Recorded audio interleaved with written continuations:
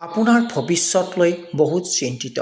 হয়তো কোনোবা মাক দেউতাকৰ বাবেও বহুত চিন্তাৰ কাৰণ হৈ পৰে যে ল'ৰাটোৱে চাকৰি পাবনে, বা এটা চাকৰি পালে ল'ৰাটোৱে কিবা কৰি খাব পাৰিব।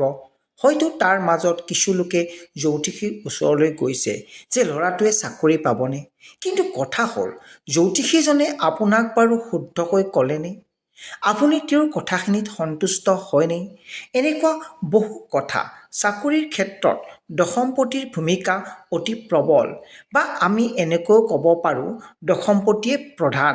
নৱমপতি আৰু দশমপতিৰ একত্ৰ অৱস্থান আৰু স্থান বিনিময়, দৃষ্টি বিনিময়। দশমপতিৰ ওপৰত নৱমপতিৰ দৃষ্টি থাকিলে আপোনাৰ চাকৰি হ'বই। নৱমপতি আৰু পঞ্চমপতিও লগ হ'লে চাকৰি হয়, কিন্তু দ্বিতীয়পতি আৰু ষষ্ঠপতিৰ শুভ হোৱা দৰকাৰ। আৰু এটা কথা, ৰাহুৰ দশাত চাকৰি হোৱাৰ সুযোগ বহুত বেছি।